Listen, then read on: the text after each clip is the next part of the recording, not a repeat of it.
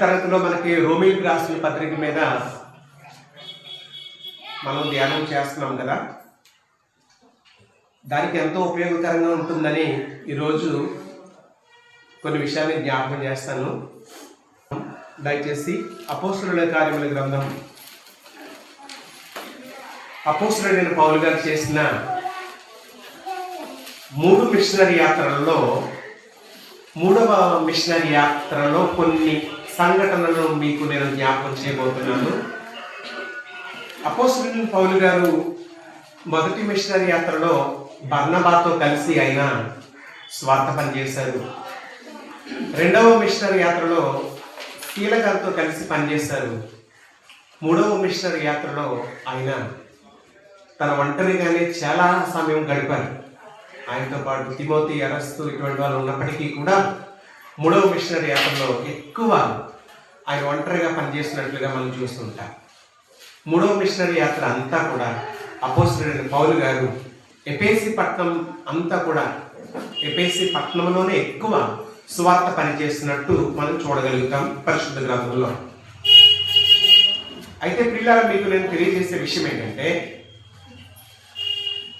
ఎఫెసీ పట్టణాన్ని మొదటి ప్రయాణంలో ఆయన ఎక్కడ కూడా పట్టణానికి రాలేదు. 2వ మిషనరీ యాత్రలో మాత్రము జస్ట్ అలా టచ్ చేసి వెళ్ళిపోయాడు. 3వ మిషనరీ యాత్రకు మాత్రము మొత్తం అంతా కూడా ఎఫెసీ పట్టణంలోనే ఆయన స్వార్థ పని చేశారు. అయితే మీకు ఈ విషయం తెలుసు, పౌలు గారు ఎఫెసీ పట్టణానికి రాకముందు అకులా, ప్రిస్కిల్లా అనేవాళ్ళు ఎఫెసీ పట్టణంలో ఉండగా అపోల్లో అనే ఒక విద్వాంసుడు, స్కాలర్, ఆయన గురించి ఏమని రాశాడంటే, he was learned man, well educated అంటారు. అంటే బాగా విద్యలో బాగా ఎదిగినటువంటి వాడు. టన్నుల కొద్ది మనకి డిగ్రీలు ఉండొచ్చు, కానీ అంతకంటే ఎక్కువ జ్ఞానం దేని మీద మనం నేర్చుకోవాలి అని అంటే పరిశుద్ధ గ్రంథం. కేవలం అపోల్లో లోక విద్యకే కాదు, కానీ దేవుని విద్యకు ఎక్కువ ప్రాముఖ్యత ఇచ్చాడు. ఆ దేవుని విద్యను నేర్చుకోవటానికి టెంట్ మేకర్స్ అంటారు వాళ్ళని, అంటే డేరాలు పుట్టుకునే వ్యక్తుల దగ్గర కూర్చుని నేర్చుకున్నాడు. అతను తనను తాను తగ్గించుకున్నాడు. ఎంతో గొప్పగా నేను చదువుకున్నాను కదా, ఇలా రోడ్డు పక్కనే కూర్చుని వాక్యం నేర్చుకోవటం ఏంటి అనే ఈగో ఆయనలో ఎప్పుడు కూడా కలగలేదు. ఆయన ఎంతో గొప్పగా దేవుని విద్య, వాళ్ళు చదువుకుంటే ఏంటి, చదువుకోకపోతే ఏంటి, వాళ్ళకి బాగా దేవుని విద్య తెలుసు కాబట్టి వాళ్ళ దగ్గర నుండి నేను నేర్చుకోవాలనే ఆసక్తితో దేవుని యొక్క వాక్యాన్ని ఆయన నేర్చుకున్నట్టు మనం చూస్తుంటాం. ఆ తర్వాత పౌలు గారు కేంక్రేకి వెళ్ళాడు. కేంక్రే నుండి యెరూషలేము పట్టణానికి వెళ్ళిపోయాడు. ఆయన మొక్కుబడి కేంక్రేలో చెల్లించుకున్న తర్వాత ఆ మొక్కుబడిని యెరూషలేము దేవాలయంలో ఇవ్వాలి కాబట్టి ఆయన యెరూషలేముకు వెళ్ళిపోయాడు. ఇక్కడేం జరుగుతుంది అని అంటే, అపోల్లో విద్వాంసుడు అకులా, ప్రిస్కిల్లా దగ్గర వాక్యం నేర్చుకుని క్రీస్తు మార్గం మరి పూర్తిగా విశుద్ధంగా తెలుసుకుని అకులా, ప్రిస్కిల్లా చేత సాగనంపబడి కొరింథీ పట్టణానికి ఆయన వెళ్ళిపోతాడు. కొరింథీ పట్టణానికి ఆయన ఎప్పుడైతే వెళ్ళిపోయాడో అప్పుడు వెంటనే ఎవరు వస్తారంటే, ఆయన గలతియా, పురుగ్రియా అనే ప్రాంతాల మీదుగా పౌలు గారు ఎఫెసీ పట్టణానికి వస్తాడు. వచ్చి రాగానే అక్కడ 12 మంది సహోదరులను చూస్తాడు. 12 మంది సహోదరులు ఉంటారు. ఆ 12 మంది సహోదరులను అడుగుతారు, మీరు బాప్తిస్మం పొందినప్పుడు పరిశుద్ధాత్మను పొందారా అని అడుగుతాడు ఆయన. అప్పుడు ఆ సహోదరులు చెప్పిన సంగతి ఏంటంటే, అసలు పరిశుద్ధాత్ముడు ఉన్నాడన్న సంగతి మాకు తెలీదు అని అంటారు వాళ్ళు. మరి దేనిని బట్టి మీరు బాప్తిస్మం పొందుతుంది అని అడిగినప్పుడు, మేము యోహాను బాప్తిస్మం బట్టి మారు మనసు విషయమైన బాప్తిస్మం మేము పొందాము అన్నారు వాళ్ళు. అదేంటి, యోహాను గారు అయితే నా వెనక వచ్చు వాని యందు విశ్వాసం ఉంచమని చెప్పాడు కదా, మరి మీరు ఇంకా యోహాను గారి బాప్తిస్మలో ఉండటం ఏంటి? కనుక వాళ్ళకి యేసుక్రీస్తుని గురించి చెప్పి యేసే క్రీస్తు ఉన్నాడని ఆయన గురించి స్వార్థను ప్రకటించిన తర్వాత ఆ 12 మంది శిష్యులకి మళ్ళా తిరిగి బాప్తిస్మం ఇవ్వటం జరిగింది. మళ్ళా బాప్తిస్మం ఇచ్చాడా? మనం ఒకవేళ మొదట తీసుకున్న బాప్తిస్మం తప్పు అయితే రెండోసారి సరైన బాప్తిస్మం తీసుకోవడంలో తప్పు లేదు. మొదట కొంతమంది పెళ్లి కోసం తీసుకోవచ్చు, అవునా? తెలియదు. అప్పుడు ఒక క్రిస్టియన్ అబ్బాయి, హిందూ అమ్మాయి ఉన్నారనుకోండి, వాళ్ళిద్దరికి మ్యారేజ్. మరి మేమేమో దేవుడిని నమ్ముకున్నామమ్మా, నువ్వు కూడా దేవుడిని నమ్ముకోవాలి, మరి పెళ్లి చేయాలంటే కనుక నువ్వు బాప్తిస్మం పొందాలి అని అంటారు. అప్పటికప్పుడు ఆవిడకి ఏం తెలియదు, వాక్యం తెలియదు, ఏం విందో, కానీ ఏం చేస్తుంది? దేనికోసం బాప్తిస్మం తీసుకున్నట్టు? మ్యారేజ్ కోసం, పెళ్లి కోసం మాత్రం బాప్తిస్మం. అటువంటి వాళ్ళకి ఏం తెలుస్తుందా?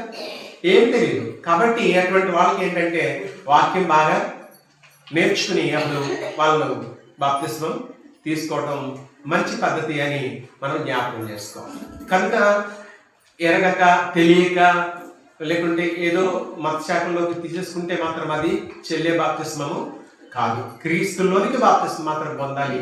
అది క్రీస్తు సంఘముగానే ఉండాలి. ప్రపంచంలో ఉన్న ప్రతి ఒక్కరు కూడా ఒకటే సంఘం, అది క్రీస్తు ప్రభు సంఘం. ఆ సంఘంలో మాత్రమే బాప్తిస్మం పొందాలి అనే సంగతిని జ్ఞాపకం చేసుకోవాలి.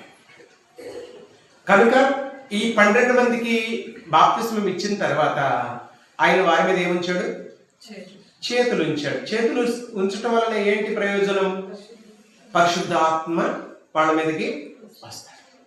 ఒకసారి చూద్దాం. దయచేసి 19వ అధ్యాయంలో ఉన్నాము. నేను చదివేదంతా 19వ అధ్యాయము 6వ వచనం. తరువాత పౌలు వారి మీద చేతులు ఉంచగా పరిశుద్ధాత్మ వారి మీదకి వచ్చెను. అప్పుడు వారు భాషలతో మాట్లాడుటకును ప్రవచించుటకును మొదలు పెట్టిరి. వారందరూ మించుమించు 12 పురుషులు అని చదువుతున్నారు. ఎవరి చేతులు ఉంచారు? ఎవరి చేతులు ఉంచారు? గట్టిగా చెప్పాలి, మీరు వింటున్నారు, నాకు అర్థమవుతుంది. ఎవరి చేతులు ఉంచారు? ఎంతమంది మీద చేతులు ఉంచాడు ఆయన? 12 మంది. పురుషుల స్త్రీల? పురుషుల మీద చేతులు ఉంచాడు. చేతులు ఉంచడం వల్ల ఏమొచ్చింది వాళ్ళకి? పరిశుద్ధాత్ముడు వస్తే ఏం చేశారు? వీళ్ళు భాషలతో మాట్లాడటం సాగారు. ఓకేనా? అయితే ఇప్పుడు కృపావరాలు అనేవి అపోస్తలులు మాత్రమే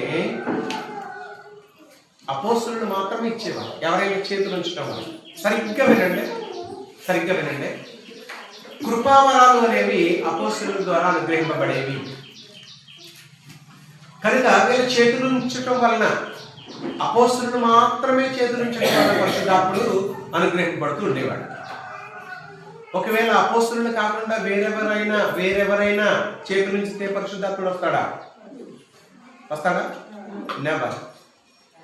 చాలా మంది ఏం నమ్ముతారంటే ఈ రోజుల్లో కూడా భాషలతో మాట్లాడచ్చు, పరిశుద్ధాత్మ మన మీదకి వస్తాడు అని చెప్పేసిన వాళ్ళు ఉన్నారు. పరిశుద్ధాత్మ మనలో నివసించు ఆత్మగా దేవుడు ఇప్పుడు ఉంచాడు, కానీ భాషలు మాట్లాడేటటువంటి కృపావరాలు ఇప్పుడైతే లేవు. అపోస్తలులు ఎప్పుడైతే చనిపోయారో అప్పటి నుండి కూడా కృపావరాలు అనేవి ఎవరికి కూడా అనుగ్రహింపబడలేదు.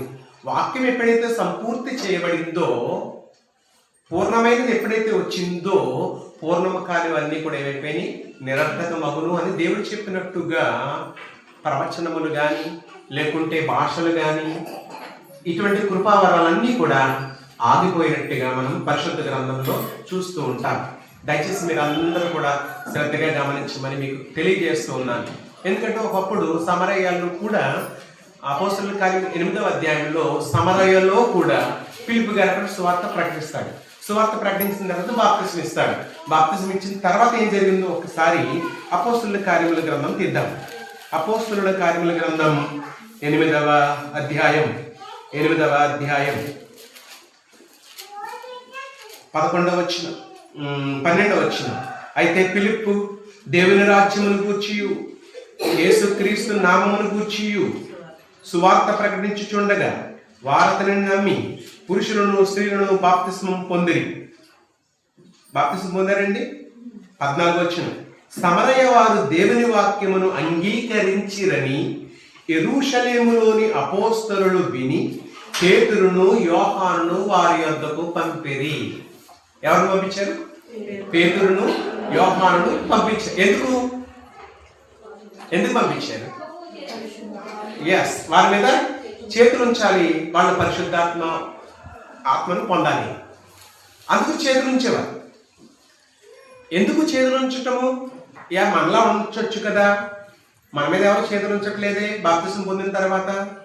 ఎందుకంటే ఇప్పుడు అపోస్తులు లేరు కాబట్టి మన తల మీద ఎవరు కూడా చేతులు ఉంచటం లేదు.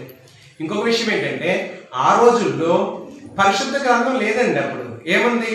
వారికి తోరా అంటే ఈ ధర్మశాస్త్ర గ్రంథాలు కొన్ని మాత్రమే అందుబాటులో ఉన్నాయి. అందుకోసము ఒక వ్యక్తి నమ్మాలి అంటే దేవుని యొక్క గొప్ప కార్యాలు అతని ఎదుట జరిగించాలి. అందుకోసమే భాషలు, ప్రవచనాలు, ఇటువంటి అద్భుతాలు, సూచక్రియలు, స్వస్థతలు చేసి ఆ వ్యక్తిని నమ్మించేవారు. అప్పుడైతే చూసి నమ్మేవారు. ఇప్పుడు చూడక నమ్మినవాడు ధన్యుడు. ఇప్పుడు చూడక్కర్లేదు. విశ్వాసము, యేసుక్రీస్తు యొక్క మాటలు విని ఆయన విశ్వాసం ఉంచాలి అనే మాట ఇక్కడ మనం జ్ఞాపకం చేసుకుంటున్నాం. ఒకవేళ నిజంగా పరిశుద్ధాత్ముడే వీళ్ళకి రావాలి అని అంటే అక్కడ ఉన్నటువంటి ఆ పిలుపు గారి బాప్తిసం ఇచ్చిన ఆయనే వాళ్ళ మీద చేతుల నుంచి ప్రార్థన చేయొచ్చుగా. పిలుపు ఎవరు? పరిచారకుడు. పిలుపు ఎవరండి? అపోస్తులుడా పరిచారకుడా? పరిచారకుడు. మరి పరిచారకుడికి ఇచ్చే హక్కు ఉందా? కృపావరాలు అనేవి దేవుడు అపోస్తులకు ఇచ్చాడు కాబట్టి అపోస్తులు మాత్రమే చేతులుంచేవారు. మీరు ఎక్కడైనా చూడండి, ఏ సందర్భంలో అయినా చూడండి, పేతురు యోహాను ఎందుకు రావాలి? వాళ్ళిద్దరు అపోస్తులు కాదు. అపోస్తులుడని పౌలు ఎందుకు పెట్టాలి? ఆయన అపోస్తులుడు కాబట్టి. 6వ అధ్యాయం చూస్తాము, తర్వాత ఈ 13వ అధ్యాయం చూస్తాము. ఇలాగ చేతుల నుంచి ప్రార్థన చేయటం అనే సందర్భాలు అక్కడ కూడా మనకు కనిపిస్తూ ఉంటాయి. ఓకే, అయితే ఇప్పుడు ఆయన 12 మంది రక్షింపబడ్డారు. ఏ ఊర్లో? ఎక్కడ? 12 మంది రక్షింపబడ్డారు. ఎక్కడ?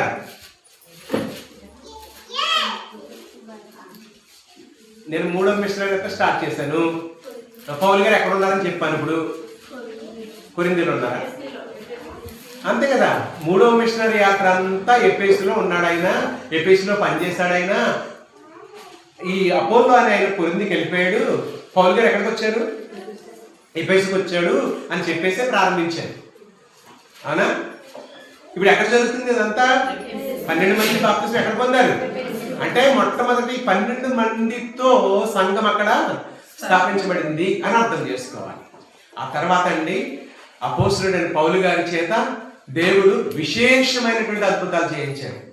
అతని చేతి కట్లైనను నడికట్లైనను రోగుల యొద్దకు తీసుకుని వచ్చినప్పుడు రోగములు వారిని విడిచిపోయిన, దయ్యములు కూడా వదిలిపోయినాయి అని 19వ అధ్యాయంలో మనం చూస్తూ ఉంటాం. అంటే అపోస్తలుడి చేత దేవుడు ఎందుకు అక్కడ అద్భుతాలు చేయించాడు అని అంటే, అపోస్తలుడు అంటే పౌలు గారు అపోస్తలుడు అనటానికి ఇది గుర్తు. పౌలు గారు ఎవరండి? పౌలు గారు ఎవరు? అపోస్తలుడు. దయచేసి కొరింథీయులకు రాసిన 2వ పత్రిక 12వ అధ్యాయము 12వ వచనాన్ని ఒకసారి చూద్దాం. కొరింథీయులకు రాసిన 2వ పత్రిక 12వ అధ్యాయము 12వ వచనం చదువుతున్నా. సూచక క్రియలను, అద్భుతములను, మహత్కార్యములను చేయుట వలన అపోస్తలుని యొక్క చిహ్నములు పూర్ణమైన ఊరిమితో మీ మధ్య నిజముగా కనపరచబడెను అని. ఈయన అపోస్తలుడు అన్నాడంటే ఆ అపోస్తలుడికి ఉండవలసిన అర్హత ఏంటంటే, ఆ అపోస్తలుడు అన్నవాడు ఖచ్చితంగా అద్భుతములు చేయగలిగిన వాడే అపోస్తలుడు. అలాగని చెప్పేసి అపోస్తలత్వం లేకపోయినా ఈ రోజుల్లో చాలా మంది ఏదో అద్భుతం చేస్తున్నారు, స్వస్థత చేస్తున్నారు అంటున్నారు. నిజంగా వాళ్ళు నిజంగా అపోస్తలుడా? నిజమైన అపోస్తలుడా? కాదు. కాబట్టి అపోస్తలుడు అంటే అపోస్తలుల యొక్క చిహ్నములు, ఇదిగో సూచక్రియలు, అద్భుతములు, మహత్కార్యములు చేయగలిగిన వారు మాత్రమే అపోస్తలుడు. కాబట్టి యేసుక్రీస్తు వెళ్ళిపోయిన తర్వాత అపోస్తలులు చేసిన కార్యాలు, అపోస్తలుల కార్యముల గ్రంథంలో వాళ్ళు చేసిన కొన్ని సంఘటనలు మనకి కనిపిస్తూ ఉంటాయి. చనిపోయిన వారిని కూడా సైతం లేపారా లేదా? ఐతుకు అనే వ్యక్తి కిటికీలో నుండి కిందకు పడిపోయినప్పుడు చనిపోతాడు. అవునా? ఎవరు? పౌలు గారు వెళ్ళి అతన్ని బ్రతికిస్తారు. తబిత అనే స్త్రీ ఒక ఆమె చనిపోయి మేడగదిలో పెట్టబడుతుంది. పేతురు గారు వెళ్ళి ఆమె ఏం చేశారు? అవునా? బ్రతికించారా? కాబట్టి అపోస్తలుడు అంటే చూడండి ఎంత గొప్ప అధికారము ఆధిక్యతను దేవుడు ఇచ్చాడు, ఒకసారి మీరు గమనించాలి. కనుక ఈ అధికారం అంతా కూడా యేసుక్రీస్తే వాళ్ళకి ఇచ్చినట్లుగా మనము చూస్తూ ఉంటాం.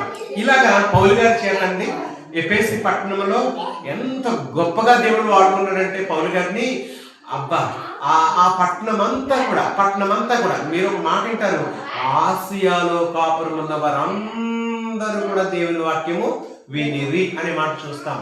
ఆసియాలో కాపురం ఉన్న వారందరూ కూడా దేవుని మాట విన్నారంటే ఆసియా అనేది రోమా రాష్ట్రం. ఆసియా అనేది ఆసియా ఖండం కాదు, ఆసియా అనేది రోమా రాష్ట్రము. ఆ రాష్ట్రంలో ఉన్న ప్రతి ఒక్కరు కూడా వాక్యాన్ని విన్నారు. మీకు ఒక విషయం తెలుసా, ఆసియాలో ఉన్నటువంటి సంఘాల గురించి ప్రకటన గ్రంథంలో మనకు కనిపిస్తూ ఉంటుంది. 7 సంఘాల గురించి చెప్తాడు. ఏంటి 7 సంఘాలు అంటే మీకు వేరే సంఘాలని కాదు.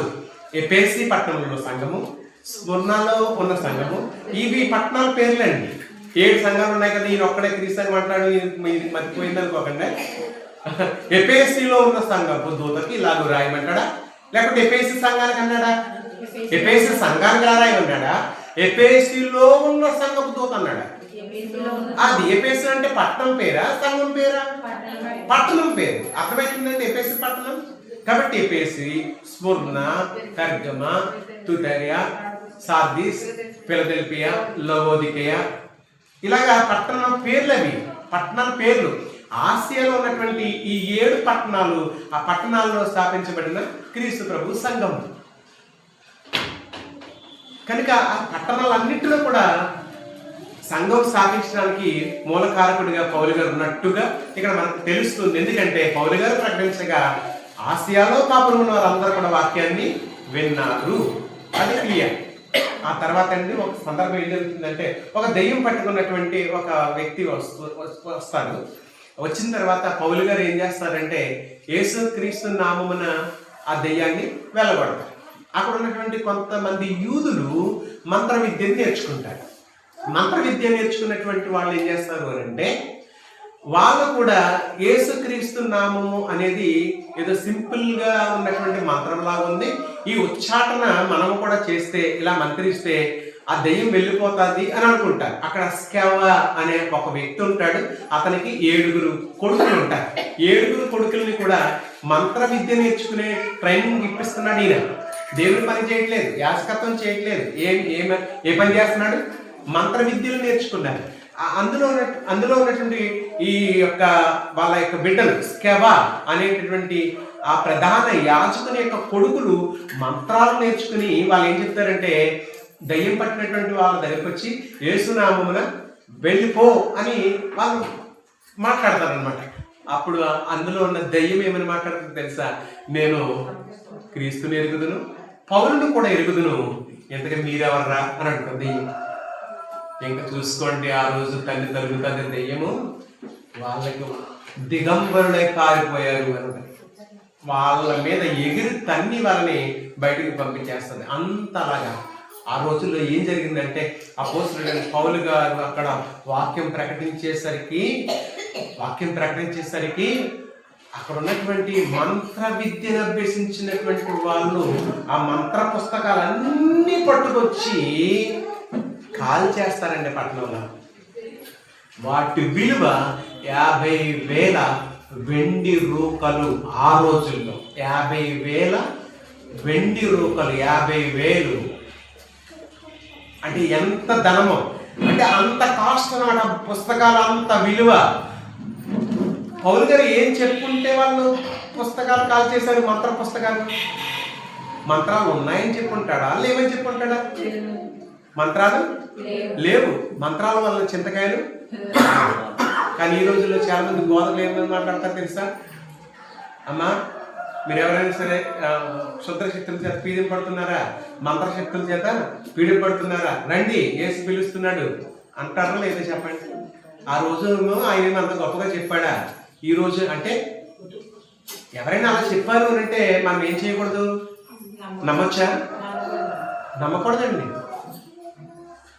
ఆ రోజుల్లోనే 50,000 వెండి రూకలు ఖరీదు చేసే మంత్ర పుస్తకాలన్నీ పట్టుకొచ్చి ఆ సిటీ మధ్యలో అంటించేశారు అని అంటే, తగలబెట్టేశారు అని అంటే ఎంత ప్రభావంతో వాక్యం వెళ్ళిందో చూడండి ఒకసారి.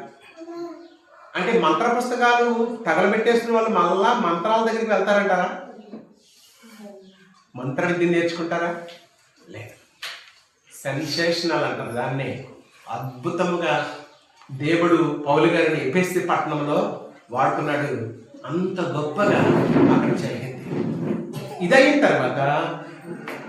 తర్వాత ఆయన ఆలోచన ఏంటంటే, అపోస్తలుడైన పౌలు గారి ఆలోచన ఏంటంటే, పెంతెకోస్తు పండుగ వస్తుంది, త్వరగా నేను ఈ యొక్క స్వార్థ పనిని ముగించుకొని నేను పెంతెకోస్తు నాటికి యెరూషలేంకి వెళ్ళిపోవాలనేది ప్లాన్.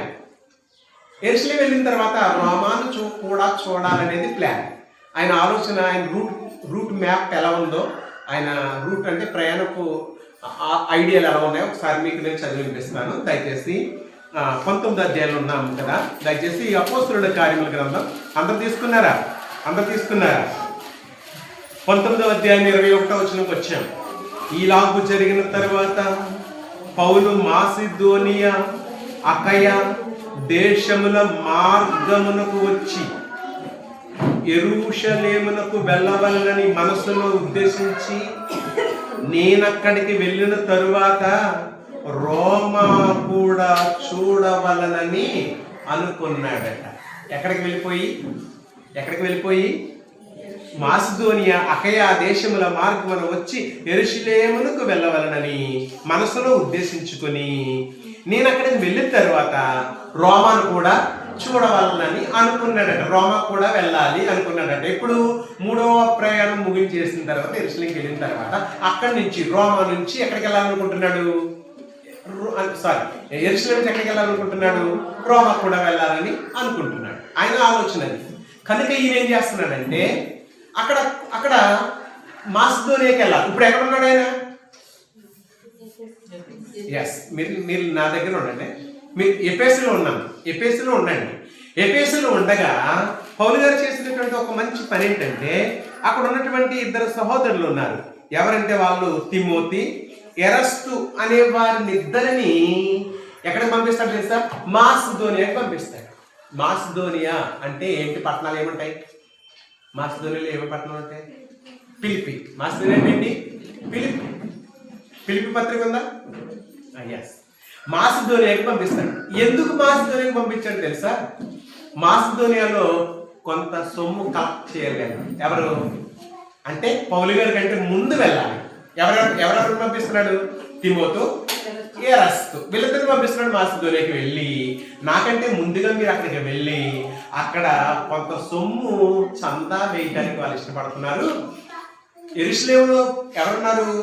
పేదలు ఉన్నారు. ఎందుకు పేదలు అయిపోయారు? వాళ్ళు తమకు కలిగి ఉన్నటువంటి చర స్థిరాస్తులు ఏం చేశారు? ఆ రోజు పెంతెకోస్తు పండుగ రోజు అందరికీ కూడా సమిష్టిగా పనిచేశారా? వాళ్ళ దగ్గర ఉందా? లేదు. అది కాకుండా అగబు అనే ప్రాప్త కూడా ప్రకటించడం గుర్తుందా? భూకంపం వస్తుందని. అటువంటి ప్రకృతి వైపరీత్యాల వలన ఏం జరిగిందో తెలుసండి, యెరూషలేములో కొంత కరువు అనేది ఏర్పడింది. కరువు ఏర్పడినప్పుడు అపోస్తలుడు పౌలు గారితో చెప్పిన మాట ఏంటి తెలుసా? సున్నతి సమస్య గురించి అక్కడికి వెళ్తారు. పౌలు బర్నబా మొదటి మిషనరీ యాత్రలో విరామం మధ్యలో అప్పుడు వెళ్ళినప్పుడు పౌలుకి బర్నబాకి కుడి చేతినిచ్చిరి అంటాడు. గలతీయులకు రాసిన పత్రిక. ఏంటా కుడి చేతిని అంటే? భేదలను జ్ఞాపకము చేసుకోండి. మీరు ఎక్కడికి వెళ్ళినా భేదలను జ్ఞాపకం చేసుకోండి అంటాడు. గుర్తుందా? మీరు చదవనా? తీనా? గలతీయులకు రాసిన పత్రిక. గలతీయులకు రాసిన పత్రిక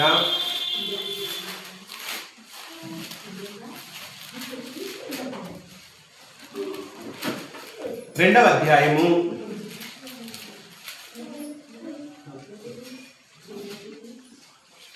10వ వచనం.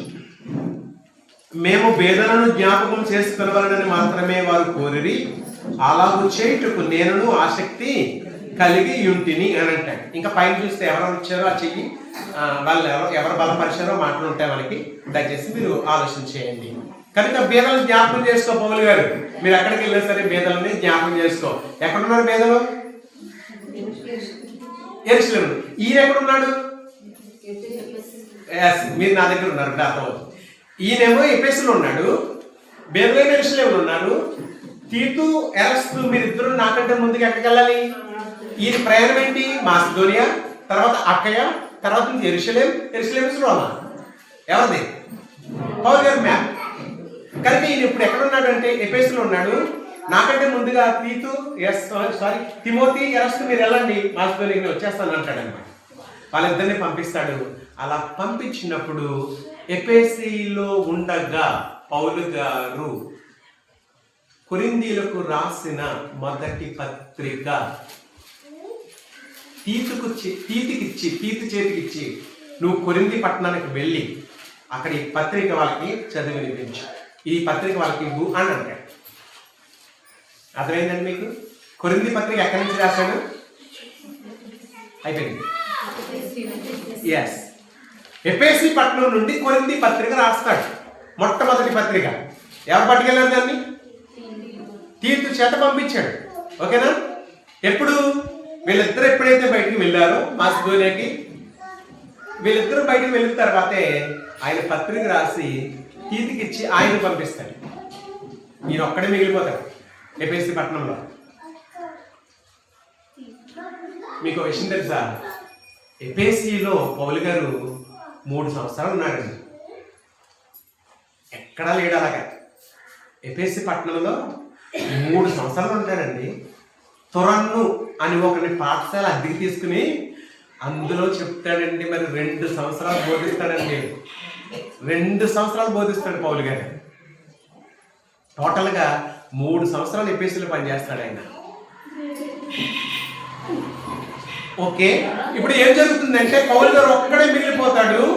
ఎఫెసీలో ఏం జరుగుతుందంటే ఎఫెసీలో గందరగోళం సృష్టించబడుతుంది. ఏంటి అని అంటే అక్కడ అర్తమీదేవికి గుళ్ళను చేసే కొందరు కంసాలు ఉంటారు. అందులో ఒకడు దేమేత్రి. ఆ దేమేత్రి అనే వాడు ఏం చేస్తాడు అని అంటే వాడు సంవత్సరం బడ్జెట్ చూసుకుంటాడు.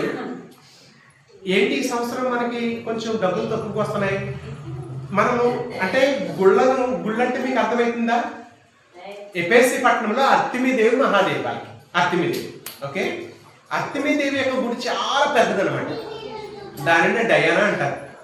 అయితే అర్తమీదేవి యొక్క గుడి నమూనా ఉంటుంది కదా చిన్న రూపంలో, అలాంటి గుళ్ళు చేస్తున్నారు ఎవరంటే కంసాలను కొంతమంది. అందులో దేవేంద్రుని వాడు ఏం చేస్తున్నారంటే గుళ్ళ నమూనా చిన్నగా చేసి అమ్ముతున్నారు. అక్కడ ఆ గుడి దగ్గర అమ్ముతుంటే చాలా లాభం వస్తుంది, జీవనం గొప్పగా సాగుతుంది. కానీ ఎఫెసీ పట్టణంలో ఎవరు వచ్చారు? పౌలు గారు వచ్చారు. సువార్త ప్రకటించేసరికి చాలా మంది ఏం చేశారంటే ఆ గుడికి అంట మానేసినారు, ఆ గుళ్ళను కొంట మానేసేసినారు. అందరూ కూడా యేసుక్రీస్తు మార్గంలోనికి వచ్చేసారు. అప్పుడు ఏమవుతుంది? ఆ గుడి ప్రభావం రోజు రోజుకి తగ్గిపోతుంది. వీడి వ్యాపారము దెబ్బతింటుంది. ఎవరు కూడా గుళ్ళు కొనుక్కోవట్లేదు. ఏమయ్యారు? అందరూ కూడా యేసుక్రీస్తుని నమ్ముకుంటున్నారు. అందరూ కూడా ఈ మార్గంలోకి వచ్చేస్తున్నారు. అందుకని క్రీస్తు మార్గము కదా, క్రీస్తు మార్గం గురించి చాలా అల్లరి అన్నాడు. క్రీస్తు మార్గమా మతమా? మార్గం, మతం కాదు. ఎవరైనా మిమ్మల్ని మతంలో నువ్వు కూడా దిగిపోయావు మతంలో అన్నారు అనుకోండి, నేను మతంలోకి దిగలేదమ్మా, మార్గంలో నడుస్తున్నాను చెప్పాను. మార్గం, క్రైస్తవ్యం అనేది ఒక మార్గం. ఈ మార్గాన్ని క్రీస్తు స్థాపించాడు తన రక్తం వలన. ఇది నూతనమైన మార్గం అని మనకి హెబ్రీయులకు రాసిన పత్రికలో చెప్తూ ఉంటాడు. ఓకే, తర్వాత చూద్దాం ఆ విషయాలన్నీ. ఇప్పుడు ఏం జరుగుతుందంటే ఈ యొక్క దేమిత్ర అనే కంసాలు ఏం చేస్తాడు తెలుసా? కంసాలను అందరినీ కూడా పోగు చేస్తాడు.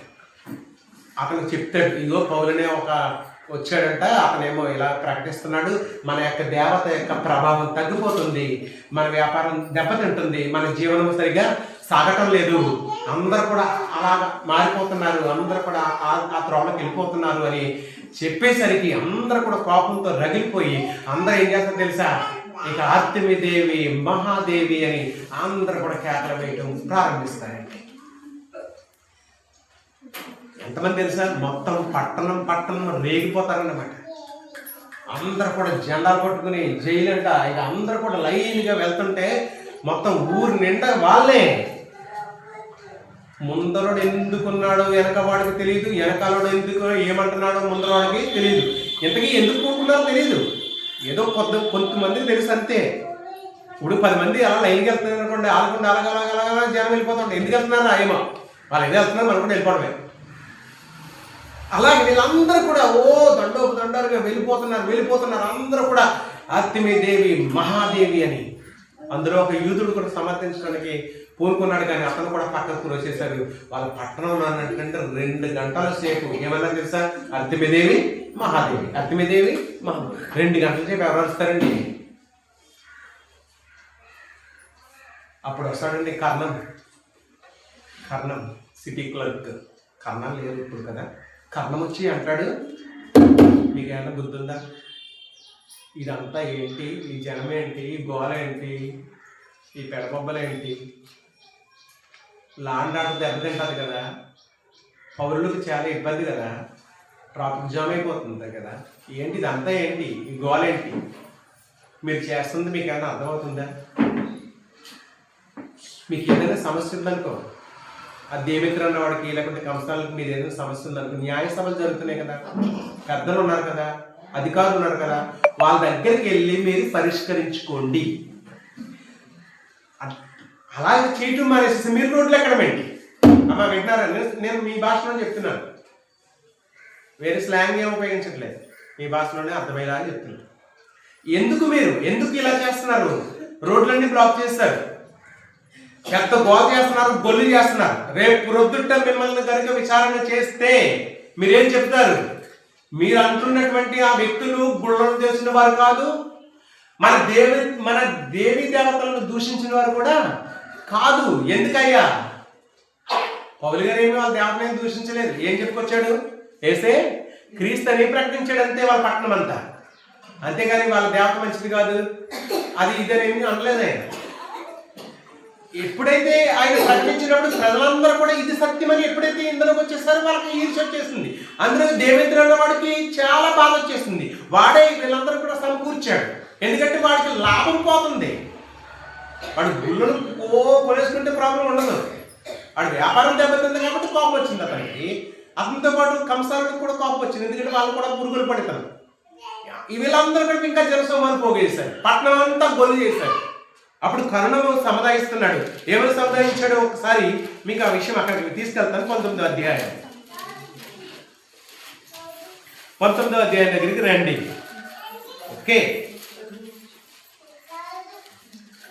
35వ వచనం. అంతగా కర్ణము సమూహమును సముదాయించి ఎఫెసీల పట్టణము అర్తెమీ మహాదేవికి దుపతి యొద్ద నుండి పడిన మూర్తికి పాలకురాయి ఉన్నదని తెలియని వాడెవడు? ఈ సంగతులను నిరాక్షేపమైన కనుక మీరు శాంతము కలిగి ఏది అతను పని చేయకుండా ఆవశ్యకం. మీరు ఈ మనుష్యులను తీసుకుని వచ్చి వీరు గుడి దోచిన వారు కాదు. కొంతమంది పట్టుకున్నారట యూదులు, వీడు గుడి దోచిన వారు కాదు, మన దేవతను దూషింపను లేదు. దేమేత్రికిని అతనితో కూడా ఉన్న కంసాలునకును ఎవరి మీదనైనా వ్యవహారం ఏదైనా ఉన్న ఎడలా న్యాయ సభలు జరుగుతున్నవి, అధిపతులు ఉన్నారు కనుక వారు ఒకరితో ఒకరు వ్యాజ్యమాడవచ్చును అన్నాడు. ఇదే కారణం, నేను చెప్పింది అదంతా. కాబట్టి మీరు ఏదైనా ఉంటే అక్కడ సమస్య పరిష్కరించుకోండి, అంతేగాని ఇటువంటి లాండ్ ఆర్డర్ దెబ్బతీసేలాగా ఇది ఎంత గోళ కడగబోలేదు. నిజమే కదా? అప్పుడప్పుడు ఏదైనా సమస్య ఏర్పడినప్పుడు ప్రజలందరూ కూడా రోడ్లకి ఎక్కుతూ ఉంటారు. రోడ్లకి ఎక్కినప్పుడు ప్రభుత్వాలు పోలీసులు పంపిస్తూ ఉంటారు, అవునా? లాఠీ చార్జీ చేస్తూ ఉంటారు, బాష్పాయిలు పంపిస్తూ ఉంటారు. ఇలాగా లాండ్ ఆర్డర్ అనేది దెబ్బతింది. ప్రజలకి ఎటువంటి అసౌకర్యం కలగకూడదు. ఓకే, ప్రభుత్వము దాన్ని యాక్షన్ తీసుకోవాలి, అందుకని మీకు చాలా ఇబ్బంది వస్తుంది అని చెప్తున్నాడు ఆయన. చూడండి ఒకసారి ఏం జరుగుతుందో. 39. అయితే మీరు ఇతర సంగతులను గురించి ఏమైనాను విచారణ చేయవలనని ఉంటే అది క్రమమైన సభలో పరిష్కారమగును. మనము ఈ గలిబిలిని గురించి చెప్పదగిన కారణమేమీ లేనందున నేడు జరిగిన అల్లరిని గూర్చి మనలను విచారణలోనికి చెప్పురేమో అని భయమవుచున్నది. ఇట్లు గుంపు కూడినందుకు తగిన కారణము చెప్పచాలమని వారితో అన్నాడు. అప్పుడు సభ సద్దుమరిగిందండి. అప్పుడు అందరూ కూడా సభను ముగించేశారట. కారణం ఏం చేశాడు? సముదాయించాడు. అప్పుడు క్లియర్ అయింది. అంత గందరగోళం జరిగింది. ఎక్కడ? ఎఫెసీ పట్టణంలో అర్తెమీదేవి యొక్క ప్రభావం తగ్గిపోయింది. అందరూ ఎటు తిరిగిపోయారు? దేవుని వైపు తిరిగిపోయారు.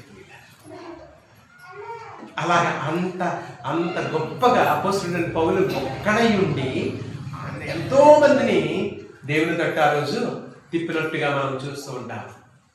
ఇప్పుడు ఆయన ఎక్కడికి వెళ్ళాలి? మాసిదోనియాకి వెళ్ళాలి. ఓకే, అయితే ఇక్కడ ఏం చెప్తాడంటే పౌలు గారు ఇద్దరిని ఒక చోటకు పంపించాడు, ఒకరిని ఒక చోటకు పంపించాడు. చెప్పండి ఇప్పుడు ఎవరెవరు ఎక్కడ పంపించాడు? తిమోతి ఎరస్తుని మాసిదోనియా ఎందుకు పంపించాడు? కరెక్ట్ చేయాలి. ఓకే, రెండోది తీతుని ఎక్కడ పంపించాడు? ఏమిచ్చి పంపించాడు? మొదటి కొరింథీ పత్రిక అతని చేతిలో ఉంది, అతను ఇచ్చి రావాలి.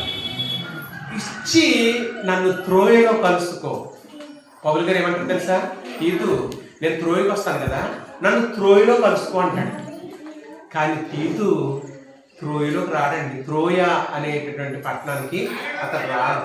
పౌలు గారు వెళ్తాడు, ఎదురు చూస్తాడు, కానీ త్రోయలో కనిపించడు. అప్పుడు ఎలా ఉంటుంది తెలుసా? ఆయనకి చాలా బాధ అనిపిస్తుంది.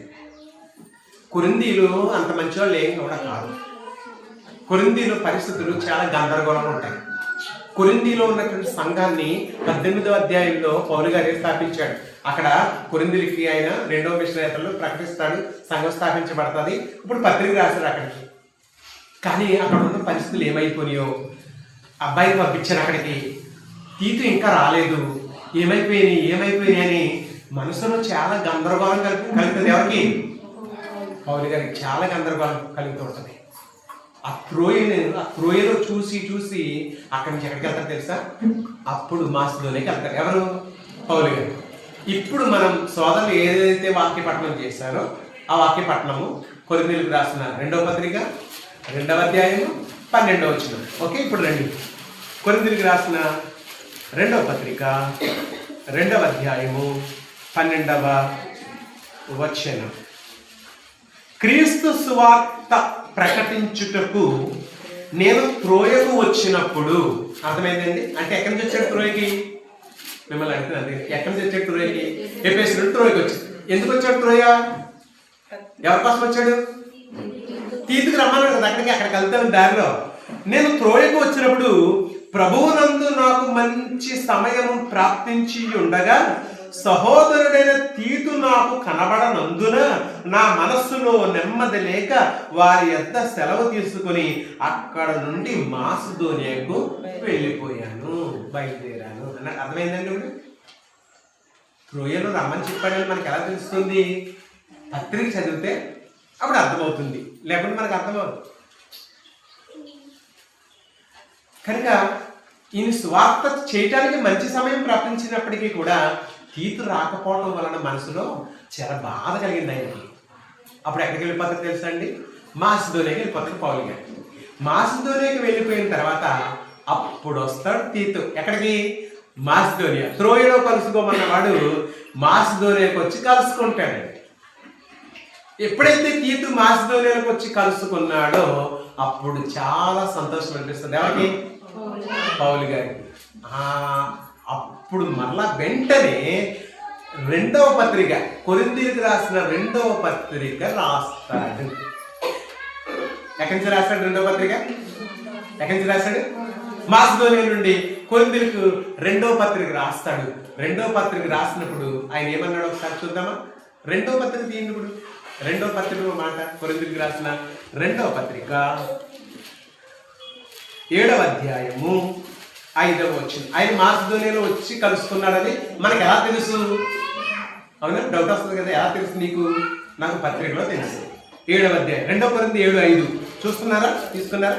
మేము మాసిదోనియాకు వచ్చినప్పుడు మా శరీరము ఏమాత్రమును విశ్రాంతి పొందలేదు, ఎటు పోయినను మాకు శ్రమయే కలిగెను, వెలుపట పోరాటములు లోపట భయములు ఉండెను, అయినను దీనులను ఆదరించు దేవుడు తీతు రాక వలన మమ్మల్ని ఏమైపోయాడో బిడ్డ అనుకున్నాం. కానీ ఎక్కడికి వచ్చేసాడు? మాసిదోనియా నుండి వచ్చాడు. అమ్మయ్యా అనుకున్నాడు.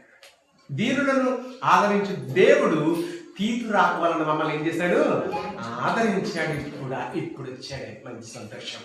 చూసారా? తన 2వ పత్రికలో ఈ విషయాన్ని మెన్షన్ చేశాడు. పత్రిక చదివితే మనకి విషయం అర్థమవుతుంది.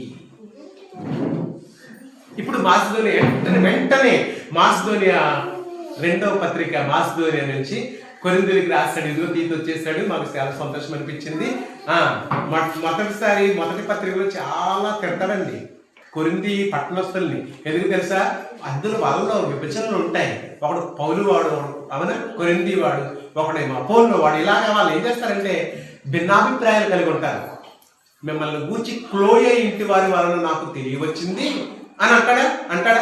అలాంటి పత్రిక అలా రాస్తూ ఉంటాడు మొదటి పత్రికలో.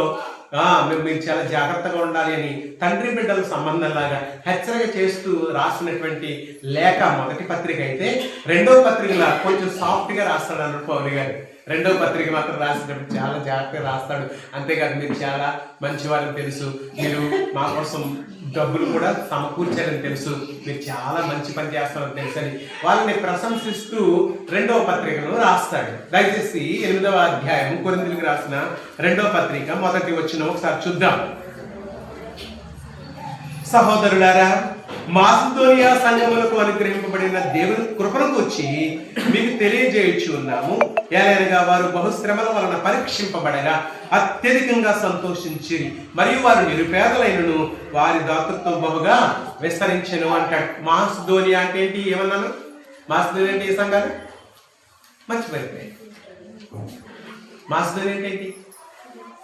ఫిలిప్పీ.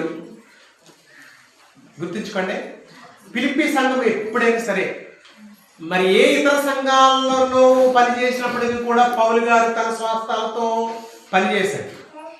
అవునా? నాతో పాటు ఉన్న వారి కొరకు కూడా నేను నా స్వాస్థాలతో పనిచేస్తాను అంటాడు. కానీ ఫిలిప్పీలో పనిచేసినప్పుడు మాత్రమే అండి, ఫిలిప్పీలే ఆయనకి ఏం కావాలో అన్ని ఇచ్చారు. ఆయన చెరసాలలో ఉన్నప్పుడు కూడా ఆయనకి పండ్లు పలహారాలు ఉన్నట్టు పంపించారు. ఫిలిప్పీ సంఘం చేసిన సాయం మరి ఏ సంఘం కూడా చేయలేదు పౌలు గారికి. అంత గొప్పగా సాయం చేశారు. అవునా? అది ఆ విషయాన్ని గమనించమని కొరింథీయులకు సిఫారసు చేస్తున్నాడు. మీరు కూడా కొంచెం సిద్ధం చేయండి, మేము రాబోతున్నాము అని అంటున్నాడు. ఓకే, ఇది క్లియర్ అయిపోతుందా? ఓకే, ఇది ఎక్కడ వరకు వచ్చింది? ఇప్పుడు ఎక్కడ ఉన్నాడు పౌలు గారు? మాసిదోనియా ఉన్నాడు. అంటే ఎఫెసీని దాటి త్రోయను దాటి మాసిదోనియాకి రాకముందు ఆయన మిలేతుకు వస్తాడు ఒకసారి. మిలేతులో ఏం చెప్తే ఆయన పెంతెకోస్తు పండుగకి వెళ్ళిపోవాలి కదా. ఎక్కడికి వెళ్ళాలి? యెరూషలేముకి వెళ్ళిపోవాలి కదా. పెంతెకోస్తు పండుగకి యెరూషలేముకి ప్రతి యూదుడు వస్తారు కదా, అది మెయిన్ పండుగ కదా.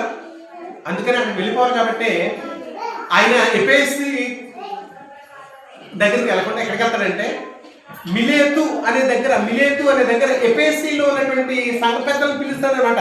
మీరు అందరూ కూడా మిలేతులు నన్ను కలుసుకొని నేను త్రోవలో వెళ్ళిపోతున్నాను, మీ దగ్గరకు వచ్చి రావడానికి నాకు అవకాశం లేదని చెప్పేసి మిలేతుకు పిలిచి సంఘ పెద్దలందరికీ కూడా మంచి ఇన్స్ట్రక్షన్స్ ఇస్తాడండి. ఆయన మంచి సలహాలు ఇస్తూ ఉంటాడు. అప్పుడే అంటాడు, నేను 3 సంవత్సరాలు రాత్రి పగళ్ళు మానక కన్నీళ్లు విడిచిచు మీ మధ్య నేను ఎలాగో పరిచయం చేస్తున్నాను మీరు అందరికీ తెలుసు కదా. మరి నేను మీకు సంఘాన్ని అప్పగించాను, మీరు ఇప్పుడు అధ్యక్షులు ఉన్నారు కదా, ఆ సంఘాన్ని మీరు కాయాలి. నేను వెళ్ళిపోయిన తర్వాత క్రూరమైన తోడేళ్ళు మీ మధ్యలో జ్వరపడతారు, కాబట్టి వాళ్ళు మందరిని కనికరింపరు, అంటే అబద్ధ బోధలు వస్తాయి, జాగ్రత్తగా ఉండండి అని హెచ్చరిస్తారనమాట మిలేతులో. అప్పుడు వెళ్ళిపోతాడు ఆయన. ఎక్కడికి వెళ్ళిపోతాడు? ఆయన ఇప్పుడు మాసిదోనియాకి వెళ్ళిపోయాడు. మాసిదోనియా నుంచి ఎక్కడికి వెళ్ళిపోవాలి? యెరూషలేముకి వెళ్ళిపోవాలి.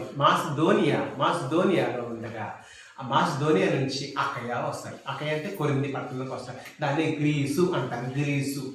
ఓకే, 20 అధ్యాయం ఒకసారి చూడండి. 3 నెలలు ఉంటాడు కదా. గ్రీసులో ఏమో ఉన్నాయంటే 3 పట్టణాలు ఉంటాయండి.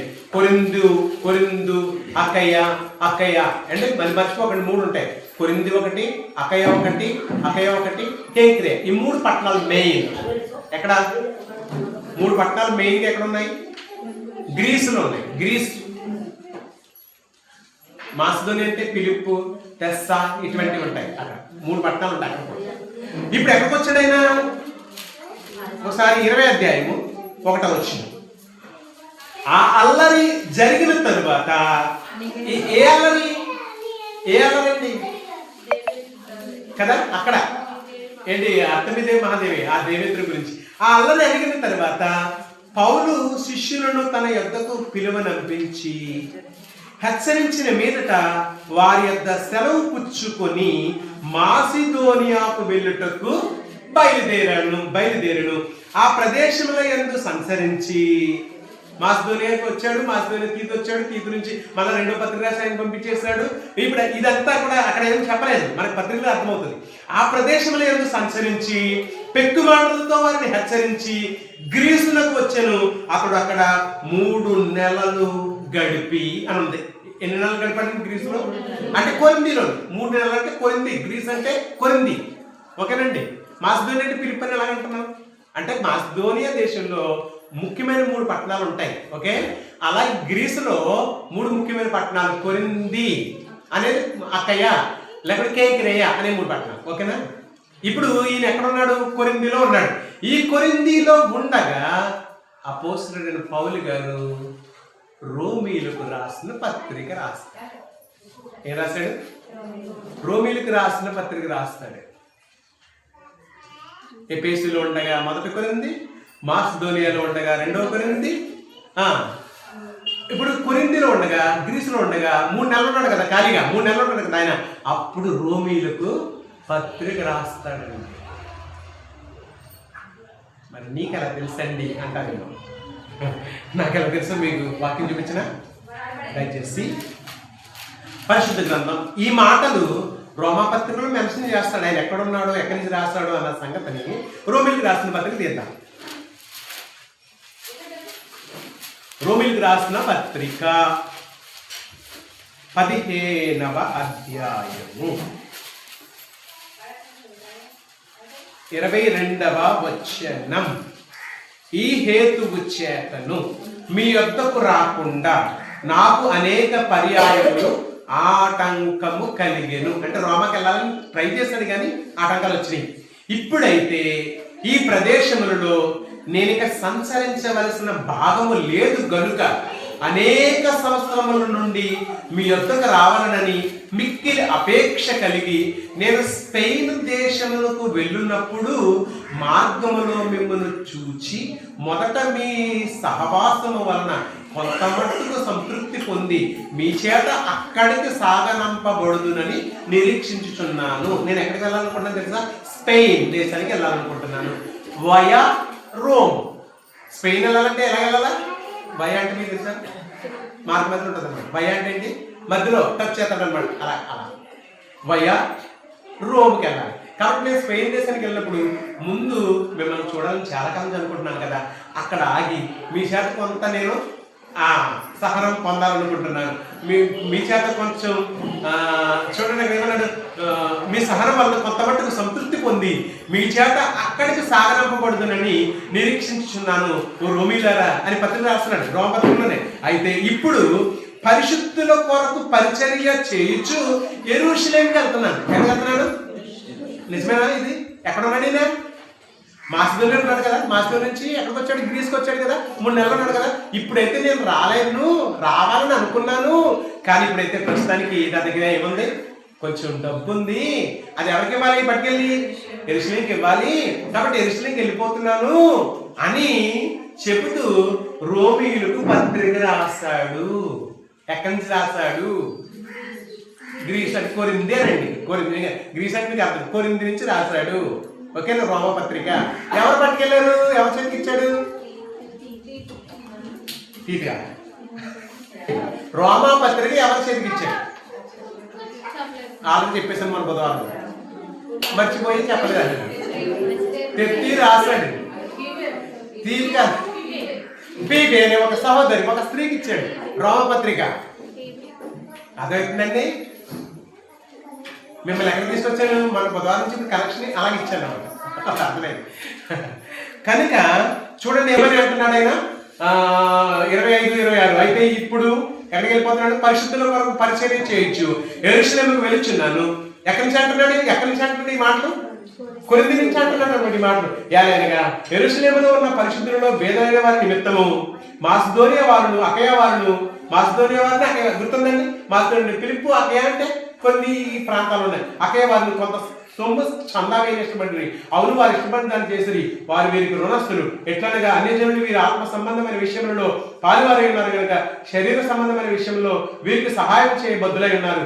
ఈ పనిని ముగించి ఈ ఫలము వారికి అప్పగించి నేను మీ పట్టణం మీదుగా అంటే రోమా పట్టణం మీదుగా స్పెయిన్కు ప్రయాణం చేతును. నేను మీ యొద్దకు వచ్చునప్పుడు క్రీస్తు యొక్క ఆశీర్వాద సంపూర్ణముతో వత్తునని ఎరుగుదును అని పౌలు గారు రోమిలకు రాసిన పత్రిక అలాగా చెబుతూ ఆ పత్రిక రాసి పంపించేశారు. ఓకేనా, క్లియర్? మళ్ళీ కనుక ఈ విధంగా పత్రికలు వెళ్ళిపోయినాయి. ఆ విధంగా పౌలు గారి చేత దేవుడు గొప్ప పని చేయించాడు. నిన్ను నన్ను కూడా అలాగే వాడుకుంటాడు. మనము కనుక దేవునికి లోబడితే, మనము కనుక దేవుని పనికి ఆసక్తి చూపిస్తే, మనము కూడా దేవుని పని చేయాలనే మంచి తలంపు మనలో ఉంటే తప్పకుండా దేవుడు నిన్ను నన్ను కూడా గొప్పగా వాడుకుంటాడు. చక్కగా మీ అందరికీ కూడా చేస్తూ ముగిస్తున్నాను.